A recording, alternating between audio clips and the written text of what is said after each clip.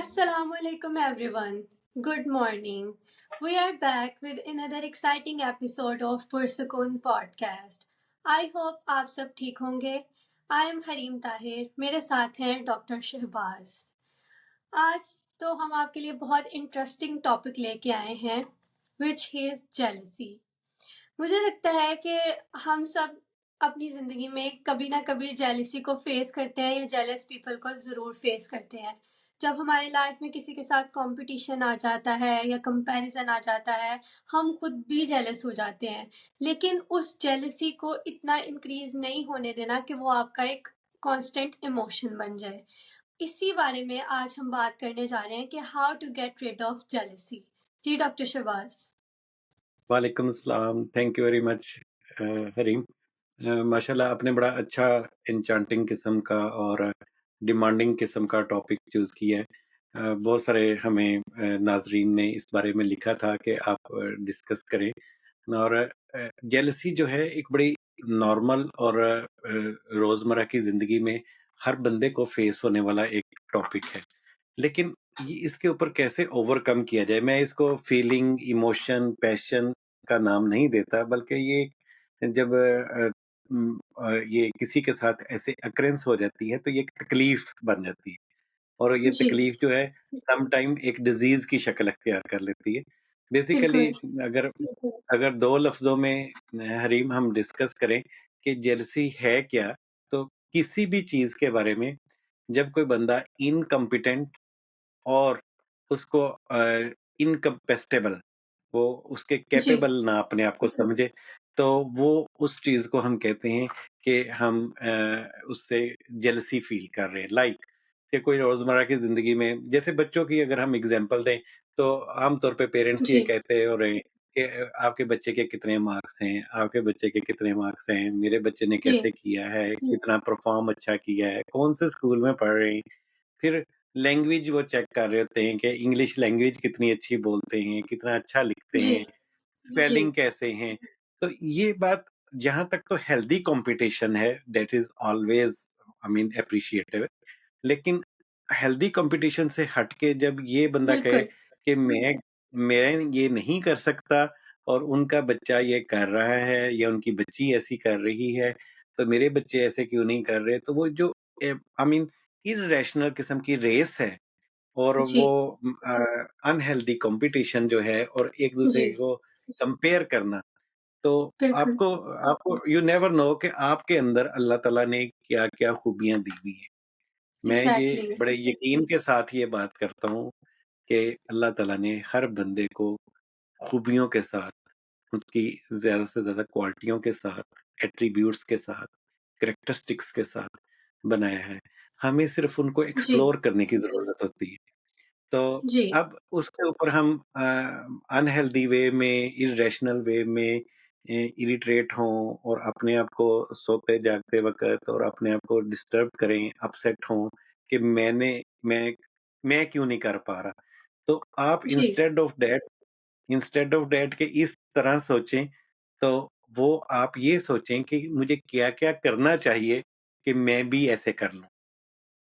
बिल्कुल. वो स्टेप को एग्ज़ैक्टली. अडॉप्ट करना चाहिए. तो जी. हरी मैं इसके बारे में बड़ी एक खूबसूरत कांसेप्ट है कि आप बेसिकली ये सारा जब कंपैरिज़न करते हैं और दूसरों के बारे में सोचते हैं, उसके बारे में, तो आप इसको चीज़ों को गुस्सा करना या उसमें नफ़रत पैदा करना या हसद होना, जी. ये फीलिंग इमोशंस के ऊपर काबू करने वाली बातें नहीं हैं. ये इनको कंट्रोल करने वाली बात नहीं है. It is not to learn how to manage. It is learn how to understand it. सबसे पहले उसको बिल्कुल. समझने की ज़रूरत है कि ये वजह क्या है, उसकी रूट कॉज़ जो है, उसको कॉन्सेप्ट को एग्ज़ैक्टली. समझना चाहिए. तो ये है क्या? रूट कॉज़ क्या है?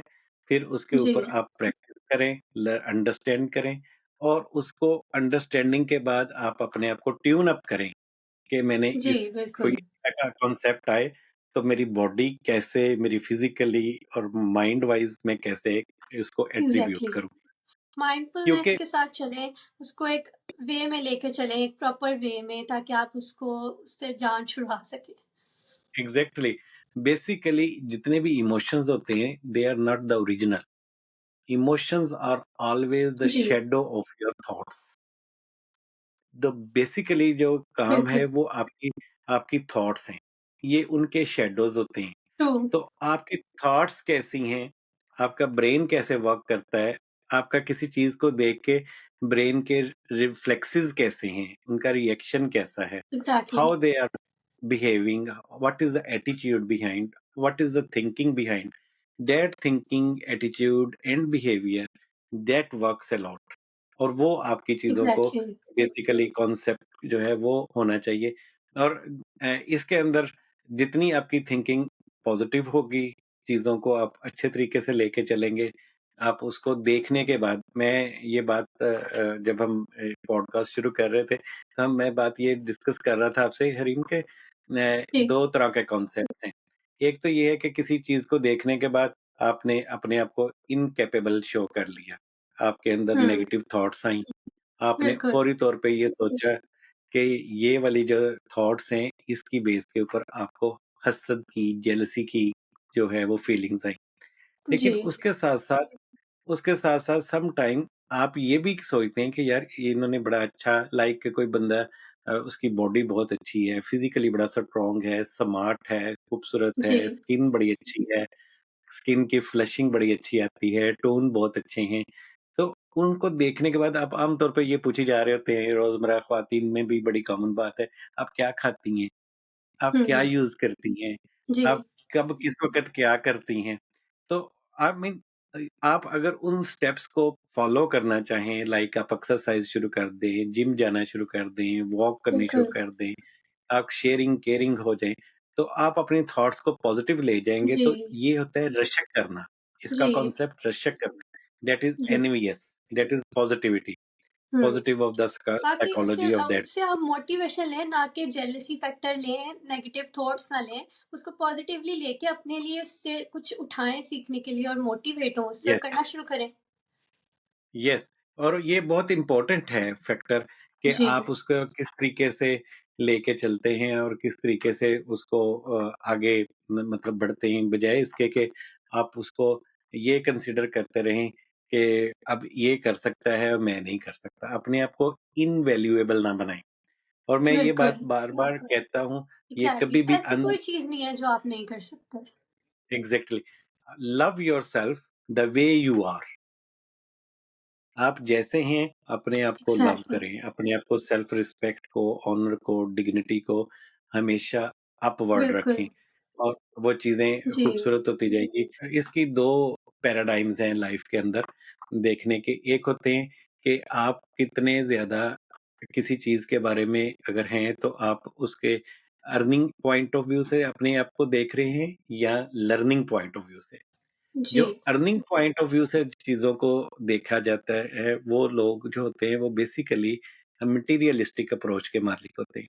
और जो true, learning point of view से चीज़ों को देखते हैं, वो हमेशा सीखने वाले, स्किल ओरिएंटेड और स्किल्स को फर्दर अपने आप को एनहांस करने के लिए सोचते रहते हैं और वो जी, नॉन मटेरियल होते हैं।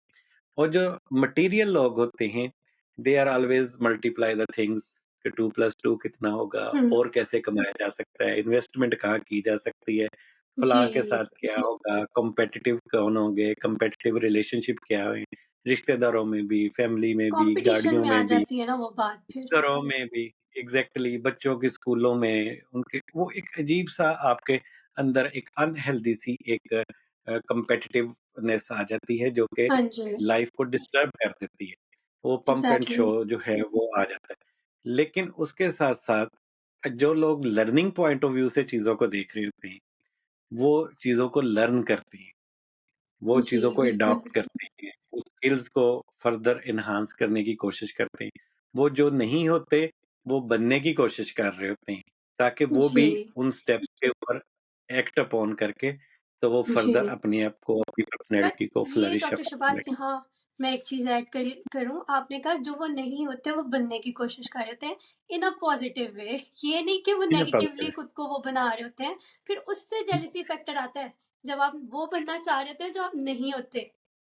एग्ज़ैक्टली, ये बहुत खूबसूरत आपने कॉन्सेप्ट क्लियर किया है, ये मैं नाज़रीन को बताता चलूँ।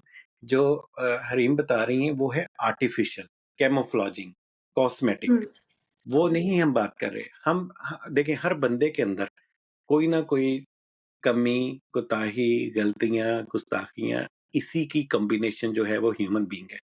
बिल्कुल। हमें फरिश्ते नहीं ढूँढने चाहिए, बंदों में बंदे और इंसान ही ढूँढने चाहिए। जी, लेकिन हर बंदे में कुछ न कुछ कोई आदतें खराब होंगी, लाइक सुबह उठा ट्रू। नहीं जाता, सुबह स्कूल वक़्त पे नहीं जाया जाता, ऑफ़िस में वक़्त पे नहीं जाया जाता, जॉब पे हम जी, वक़्त पे जॉइन नहीं कर पाते। फिर किसी काम को अगर हम शुरू करते हैं, उसको लिंगर ऑन कर ही जाते हैं और कोई मतलब खाना खाने के जो हैं, वो हमें टाइमिंग्स हम उनको फ़ॉलो नहीं कर पाते। जिम जा नहीं सकते। रोड के ऊपर हम रोड के रूल्स को फ़ॉलो नहीं करते। ये सारी छोटी-छोटी एग्ज़ैक्टली। बातें। अब हम इन चीज़ों को अगर अपनी पर्सनैलिटी के अंदर as a habit, as a skill, as a routine अगर हम अपने आप को ऐड ऑन करना चाहें, तो ये वो चीज़ें होंगी जो आपने दूसरों को देख के मोटिवेट होके अपने आप को एनहांस किया। जो आप नहीं थे, वो जी, होने की कोशिश कर रहे हैं। लाइक मैं अभी-अभी आपको मेरे ज़हन में एक बात आई, बड़े मेरे अच्छे एक दोस्त हैं नाउ आजकल तो एक बड़ा अच्छा स्टेटस एन्जॉय कर रहे हैं, जुडिशरी में हैं। तो मैं जब हम कॉलेज गोइंग थे तो मेरे साथ वो मार्केट में गए तो मैंने उनको कहा कि अ, आ जाइए नीचे उतर आएँ हमने डिपार्टमेंटल स्टोर से कोई छोटी-सी कोई चीज़ लेनी थी शायद ब्रेड लेनी थी और जैम लेना था। मैंने उनको 2-3 दफ़ा फ़ोर्स किया, तो आ जाएँ आप भी आ जाएँ गाड़ी पार्किंग में खड़ी की है। तो वो मुझे कहते नहीं मैंने नहीं उतरना क्योंकि मैंने स्लीपर पहने हुए हैं।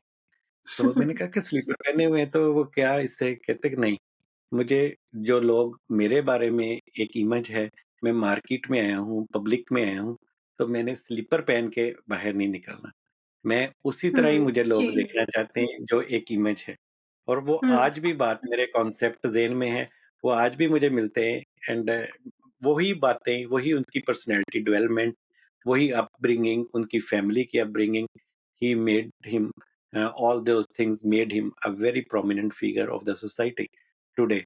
तो जी, वो बात ये आपकी पर्सनैलिटी के अंदर आपको ये चीज़ें फ़ील होती हैं और मैंने उनसे ये लर्न किया कि येस पीपल जो हैं वो आप खा मार्केट में हैं, आप लेयर मोड में हैं, आप कैजुअल हैं, लेकिन पीपल जो हैं वो आपके बारे में as a doctor, as a solicitor, as a engineer, as a politician, as a businessman, whatever the status you are enjoying, लोग आपको उसी फेसेस में देखना चाहते हैं, जैसे उन्होंने आपको एक अच्छी स्क्रीन पे देखा है, एक ट्रू, अच्छे प्लेटफ़ॉर्म पे देखा है। तो ये लर्निंग बात है, ये मैंने इसलिए आपको एग्ज़ाम्पल ऐड की। तो बिल्कुल। बाकी हर बंदे के साथ जो है वो अल्लाह ताला ने नेमतें और उसके साथ एट्रिब्यूट्स उसके साथ खूबियाँ, क्वालिटियाँ ऐड की हुई हैं। कोई भी बंदा जो है वो क्वालिटीज़ के बगैर नहीं है। इसकी बहुत खूबसूरत जी, मुझे आज जब हम टॉपिक शुरू कर रहे थे, तो बांगे दरा की अल्लामा इकबाल की बड़ी खूबसूरत वो नज़्म याद आ रही थी, एक पहाड़ और गुलहरी। बच्चों को हम छोटे होते सुनाते थे, पढ़ते थे, तो बड़े ब्यूटीफुल, खूबसूरत यस, उसका हाँ, हाँ, उसका एक मुझे शेर है कि ज़रा-सी चीज़ है इस पर गुरूर क्या करना, ये अक्ल और ये समझ, ये शऊर क्या करना। कोई भी चीज़ ज़रा नहीं होती, जहाँ पे आपको ज़रे की ज़रूरत होती है वहाँ पे ज़रे ने ही काम करना होता है, वहाँ पे पहाड़ ने काम नहीं करना और कोई भी चीज़ एग्ज़ैक्टली, ट्रू, छोटी छोटी-बड़ी नहीं होती। खुदा की शान है ना चीज़, चीज़ बन बैठें, जो बेशऊर हों यूँ बदतमीज़ बन बैठें। तो मतलब कि ये तो अल्लाह की शान हाँ, है कि किसने किसको इज़्ज़त दे दी और कहाँ पे लेकिन उसके ऊपर मगरूर होना, उसके ऊपर गुरूर करना, उसके ऊपर लोगों को नीचा दिखाना और लोगों को उससे हसद करना, दैट इज़ नॉट रिक्वायर्ड। हर चीज़ कोई एग्ज़ैक्टली, छोटी-बड़ी नहीं होती। अल्लाह ताला के कारखाने में कोई बिल्कुल, चीज़ छोटी-बड़ी नहीं है। वो हर चीज़ वैल्यूएबल है, हर चीज़ रिस्पेक्टेबल है, हर चीज़ जी, जो है उसकी अहमियत है और हर चीज़ कारमंद है और उस चीज़ की हिकमत है और ये अल्लाह ताला को जी, पता है। तो इसलिए बिल्कुल, हमें हमें इस बात को चैलेंज नहीं करना चाहिए। अल्लाह ताला की तक़सीम है।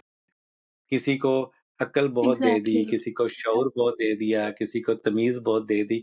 लेकिन हम जब पैदा हुए तो हमें कलर के ऊपर आमतौर पे बच्चियों को बहुत ज़्यादा प्रॉब्लम्स होते हैं कलर्स के ऊपर, स्किन टोन के ऊपर और ये सारी तो इनके ऊपर हमें बिल्कुल, डिफरेंशिएशन नहीं बिल्कुल। ये रोज़मर्रा तबक़ात का हाँ जी, सेगमेंट्स का, ज़ात-पात का, ये सारा प्रॉब्लम्स हैं, चीज़ें मतलब कि ये एग्ज़िस्ट करती हैं, आई बिलीव लेकिन उनके ऊपर बहुत ज़्यादा स्टिक होना, उसके ऊपर किसी को नीचा दिखाना और किसी के ऊपर उसके ऊपर उनको कमेंट्स पास करना स्पेशली जी, टोटली दैट रॉन्ग इज़ है, नॉट ट्रू। बिल्कुल। हाँ, क्योंकि हमें पैदा होते वक़्त कभी कोई चॉइस नहीं मिली। कि आपने किस घर में पैदा जी, होना है, अमीर अमीर घर में पैदा होना है, गरीब में पैदा होना है या आप किस कलर वाले बच्चे का आपने इंतखाब करना है, ये कोई पेरेंट्स को नहीं पूछा जाता है। तो ये अल्लाह की देन एग्ज़ैक्टली, है और उसी के ऊपर हमें बिल्कुल 100% एग्री होना चाहिए और उसके ऊपर जो है हमें यकीन रखना चाहिए कि इसमें कोई ना कोई बिल्कुल, हिकमत होगी। जी। जी, तो और ये शुक्रगुज़ारी बातें भी होनी चाहिए, मैं कहती हूँ जब आपकी शुक्रगुज़ारी आ जाती है ना, तो बहुत सारी ऐसी बीमारियों से आपकी जान छूट जाती है, जिसमें से एक जेलसी भी है। ट्रू, शुक्रगुज़ारी का कांसेप्ट तो ह हरीम उसमें तो कोई दूसरी राय नहीं है। बिल्कुल, हम तो थैंकफुल हो ही नहीं सकते। देखें ना, जी, हम कलरों की बात कर रहे हैं, हम जिस्म के अज़ा की बात कर रहे हैं, आप देन की बात करें ना कि अल्लाह ने क्या-क्या दिया हुआ है। आप उसकी नेमतों का, बोलने का, देखने का, सूँघने का और उसके बाद महसूस करने का, एहसास करने का, जी, ये जो फीचर्स आपके पास अल्लाह ने दिए हुए हैं, आप इनका किस-किस तरह आप शुक्र अदा कर सकते हैं। आप करना भी चाहें तो नहीं कर सकते। तो इसलिए एग्ज़ैक्टली, ये ये तो अल्लाह की बहुत ख़ास नेमतें हैं। मैं आपको कलर का की बात और कल्चर बैकग्राउंड की बात सुनाने लगा हूँ कि Nawab of Bahawalpur, one of the big name in our इंडो-पाक history. तो उसमें अंग्रेज़ राज के वक़्त वो जब यूके में विज़िट किया उन्होंने बगैर किसी प्रोटोकॉल के और वो रोल्स-रॉयस का इधर बहुत बड़ा डिपार्टमेंट है कि वहाँ पे जाके उन्होंने विज़िट किया। तो जब उन्होंने उनको शोरूम में गए, तो उनका एक अपना ट्रेडिशनल लिबास था, एशियन थे, लुक वाइज़ भी हुँ, कोई वो मतलब कि इस तरह नहीं था कि जो उनको ब्रिटिश लुक दी जा सके। तो उनके जो मैनेजमेंट थी और एडमिनिस्ट्रेशन उन्होंने देखा कि एक बंदा ट्रेडिशनल कपड़ों में एशियन वो आया है और वो आके तो गाड़ियों को देखने लग गया है। तो उन्होंने उसका फन बनाया और उसको हँसे कि मतलब कि ओहो! It is not for you. हाँ, शो करना चाहा कि it is not for you, it is something for the elite class. तो उसको बड़ी अपनी डिसग्रेस, बड़ा डिसऑनर, डिसरिस्पेक्ट और वो उसने अपने आप को बड़ा लो फ़ील किया और वो वहाँ से नवाब साहब चले गए।